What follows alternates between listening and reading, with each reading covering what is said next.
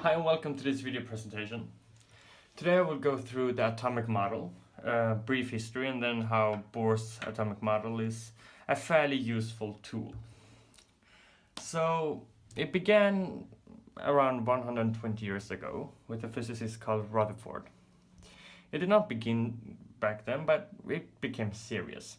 So a physicist before him proposed the idea that the atom is like a plum pudding, where the negative parts are the raisins in the plum pudding, and the positive part is, well, the pudding. So he wanted to try this theory, and he did so by taking a piece of gold foil that was only around 2,000 atoms thick. So it was extremely thin. So this is the gold foil. And he shot this gold foil with alpha particles. And of course, Rutherford did not have a particle accelerator. So he basically took an atom that he knew gave off alpha particles. And he saw something quite interesting. That when he shot the alpha particles, most of them went through as proposed by the plum pudding model. Though around 1 in 8,000 alpha particles bounced back in different directions, like this one, like this. So something was up. And he concluded a new thing, that whatever is bouncing the things back needs to be positive because it repelled the alpha particles, which is basically a helium nuclei. And he concluded a new atomic model that said that you have a core. This is pretty much what everyone is taught in school, that is positive, and surrounding this core you have a negatively charged particle. And he knew whatever is the core needs to be much, much smaller than whatever is around it. So he concluded that the atom is mostly made up of empty space. And so he constructed this model that can be viewed as a miniature solar system. And it was a decent idea at first, but it is very flawed. Because you see, in a solar system, you know that things circulate in a circular, sort of a circular motion at least.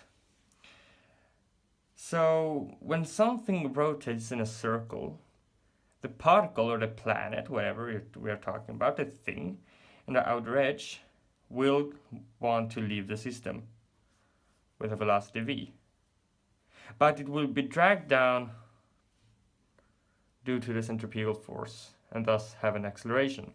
And since we know that the electron is negatively charged, and we know the fact that charges that accelerate radiate, the electron should radiate energy, which simply is mass due to E equals mc squared, and lose its mass due to radiation, just spiral into the nucleus and annihilate the whole thing.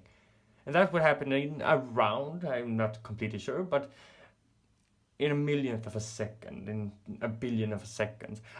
The thing to notice is that it is a very brief amount of time. But if you look around, you have been around for more than a billionth of a second, right?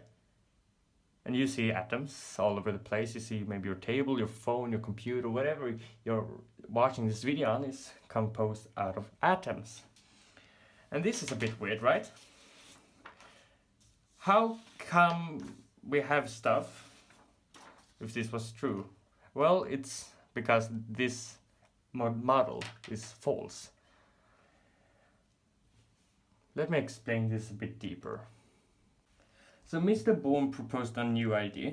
He borrowed Rutherford's model, and he said that the atom is still like a miniature solar system like this one, where you have a positive charge in the middle and then you have your beautiful electrons surrounding this whole thing.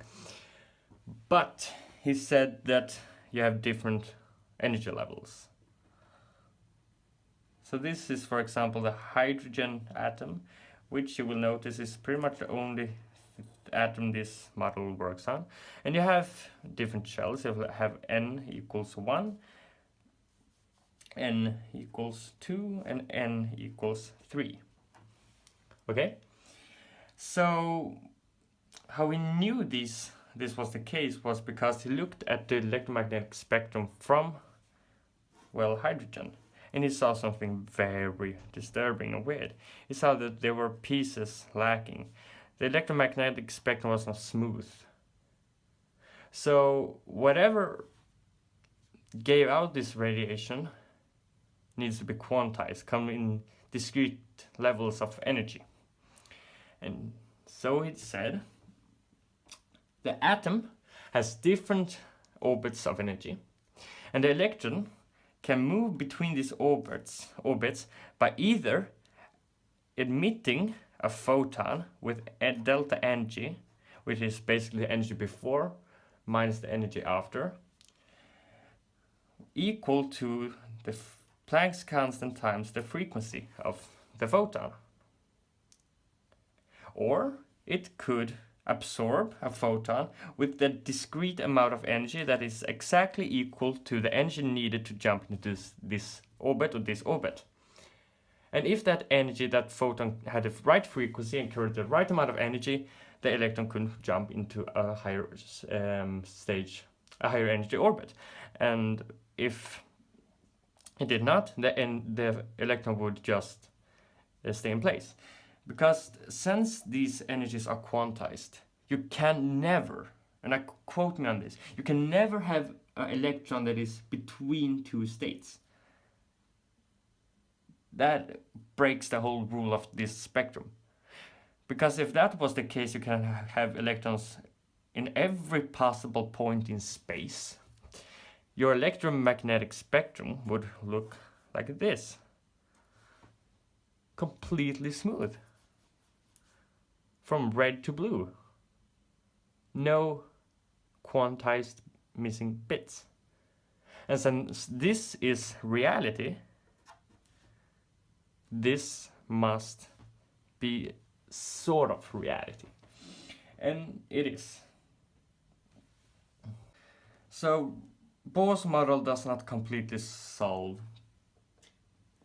a problem, little problem, that the electron would just lose its mass and spiral right into the nucleus.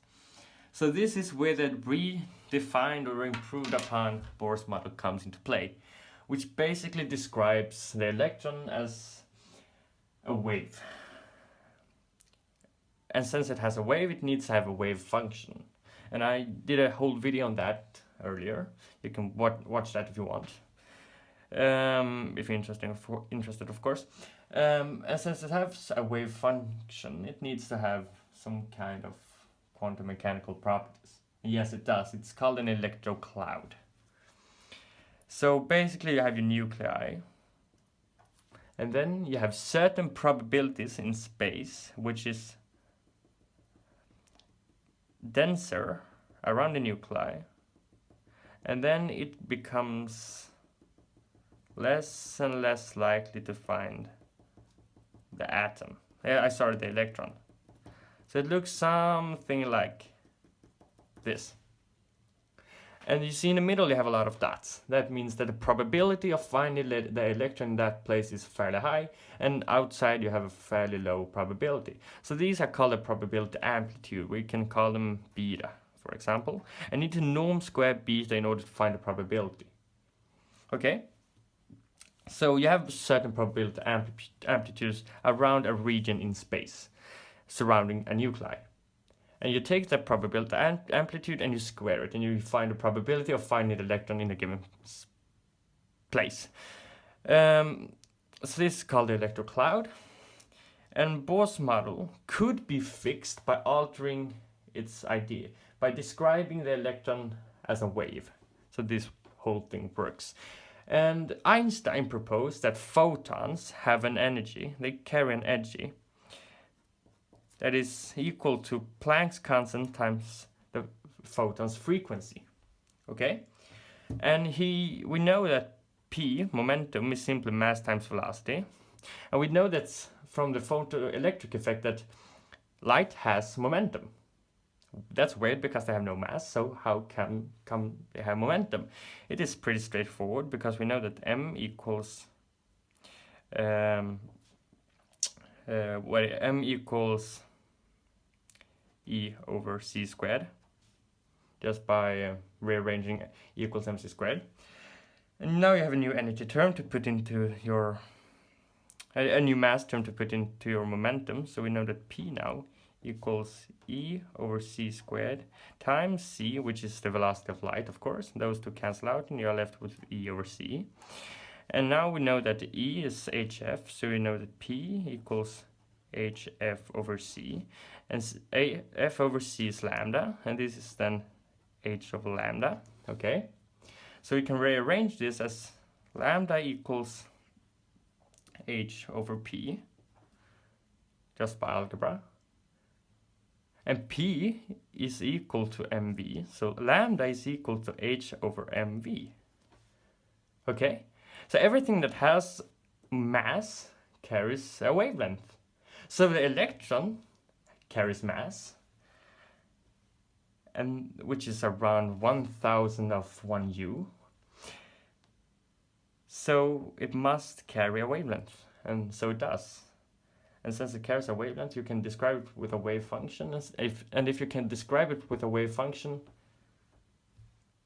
it works. It is stable and it won't spiral into the core and annihilate your beautiful atom. Thank you so much for watching. Hope to catch you in a future video. Bye.